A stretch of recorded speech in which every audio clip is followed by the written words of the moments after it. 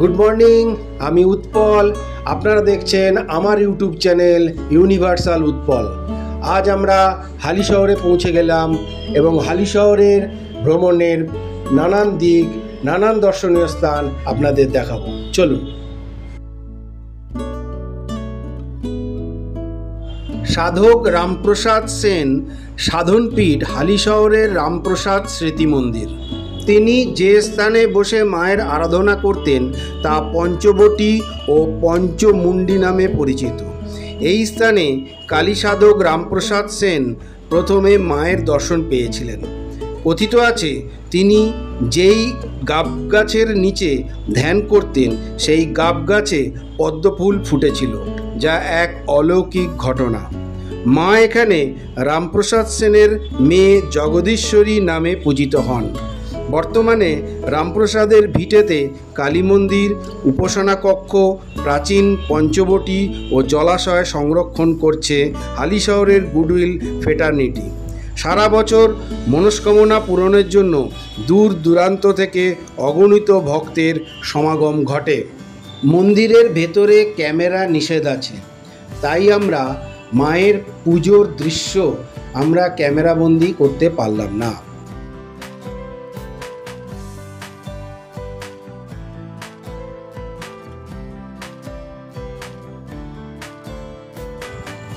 রামপ্রসাদ সেনের ঘাট হল সাধক রামপ্রসাদ সেনের সাধনস্থল হিসাবে পরিচিত।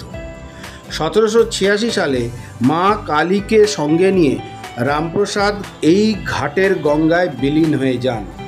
এই ঘাটের কাছেই রামপ্রসাদ প্রতিষ্ঠিত কালী মন্দির ও পঞ্চবটী রয়েছে।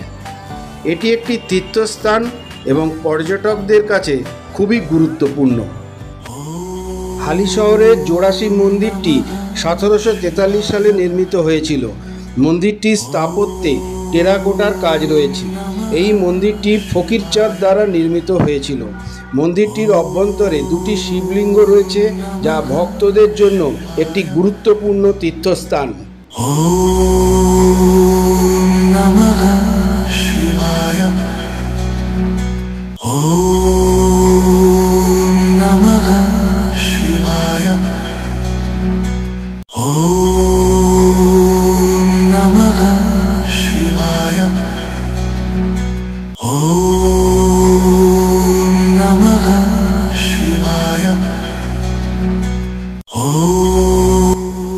হালিশহরের বুড়ো শিব মন্দিরটি প্রায় 2 শতাধিক প্রাচীন। মনে করা হয় যে 7শ শতকে বুড়ো শিব মূর্তি প্রতিষ্ঠিত হয়। 8শ শতকে চূড়ামণির প্রচেষ্টায় বর্তমানে নবরত্ন মন্দির নির্মাণ করেন। মন্দির গাত্রের উৎকীর্ত ফলক থেকে জানা যায় যে মন্দিরটি ইংরাজি 1660 খ্রিস্টাব্দে নাবালক রাজা বিদ্যাধর রায়চৌধুরীর দ্বারা প্রতিষ্ঠিত হয়।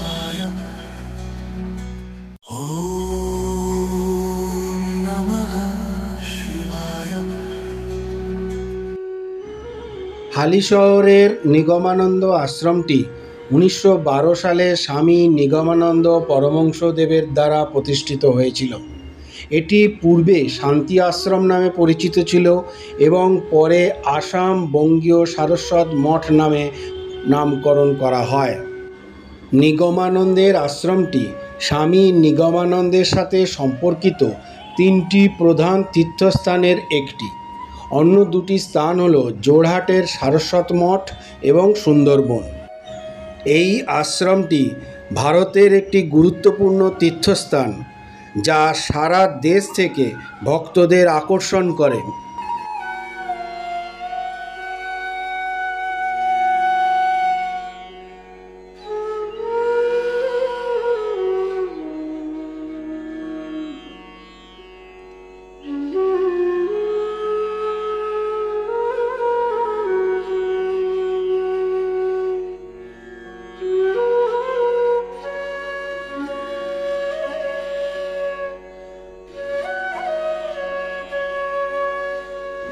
চৈতন্য ডোবা মন্দির হালিশহরের ইতিহাস। চৈতন্য মহাপ্রভুর আধ্যাত্মিক গুরু শ্রীপাদ ঈশ্বরপুরীর জন্মস্থানকে কেন্দ্র করে গড়ে উঠেছে। চৈতন্য মহাপ্রভু পুরীর পথে যাওয়ার সময় তার জন্মস্থানকে সম্মান জানাতে মাটি সংগ্রহ করে নিজের কাপড়ে জড়িয়ে রেখেছিলেন। তিনি প্রতিদিন এই মাটির কিছু অংশ খেতেন। এরপর থেকে হাজার হাজার ভক্ত তার অনুসরণ করে সেই স্থান থেকে মাটি নিতে শুরু করে, যার ফলে ধীরে ধীরে সেখানে গর্ত তৈরি হয় এবং ডোবা তৈরি হয়, যা এখন চৈতন্য ডোবা নামে পরিচিত, এবং সেখানে সুন্দর মন্দির প্রতিষ্ঠিত হয়।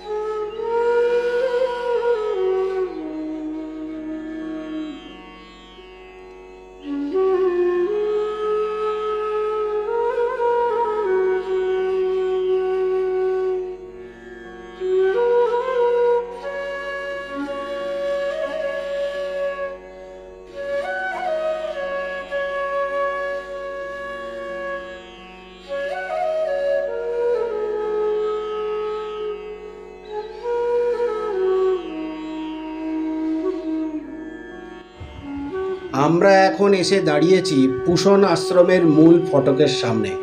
চলুন ভেতরে যাওয়া যাক। প্রবেশদ্বার দিয়ে ঢুকেই আশ্রমের সৌন্দর্য মন জুড়িয়ে গেল। এখানে রয়েছে মুক্তেশ্বর মহারাজের মন্দির। জীবনের বেশিরভাগ সময় তিনি অতিবাহিত করেন এই আশ্রমের, এবং এখানে রয়েছে ওনার সমাধি মন্দির। ছোট্ট এই আশ্রমের সব কক্ষগুলি মাটির তৈরি এবং কাঠের রেলিং দিয়ে ঘেরা। বছরে 3টি দিন 24শে, 25শে ও 26শে ডিসেম্বর এখানে বিশাল বড় উৎসব অনুষ্ঠিত হয়। যজ্ঞ দেখার জন্য প্রচুর ভক্ত সমাগম হয়। এটি গুরুদেবের ঘর। এখানে মেডিটেশন হয়, যোগা হয়। পুষণ একজন হিন্দু বৈদিক সৌর দেবতা এবং আদিত্যদের মধ্যে অন্যতম। তিনি বিবাহ, যাত্রা, রাস্তা এবং গবাদি পশুর দেবতা। আত্মাকে অন্য জগতে নিয়ে যায় তিনি। দস্যু ও বন্য জন্তুদের হাত থেকে পথিকদের রক্ষা করেন তিনি এবং সঠিক পথ নির্দেশ করেন। মুক্তেশ্বর মহারাজ তার অনুগামীদের সেই মঙ্গলময় পথের সন্ধান দেন।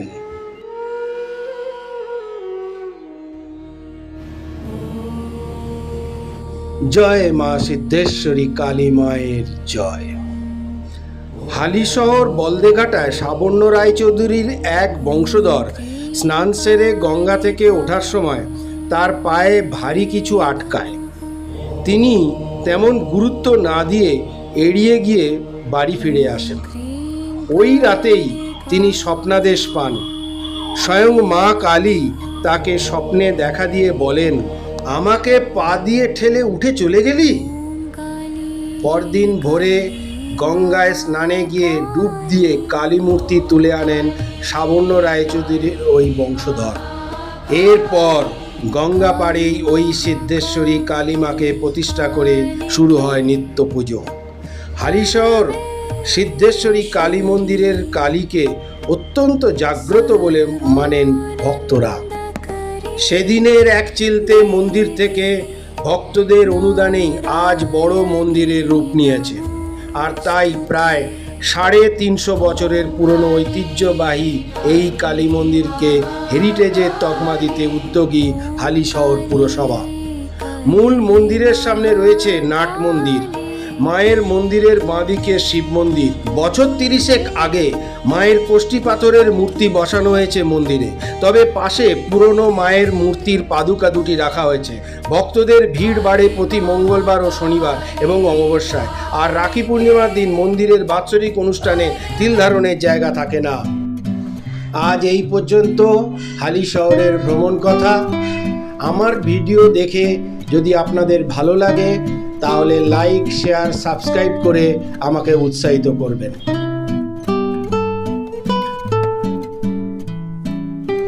শিয়ালদা যাওয়ার ট্রেন এসে গেল আমাদের। এখন আমাদের বাড়ি ফেরার পালা। গুড নাইট, ধন্যবাদ।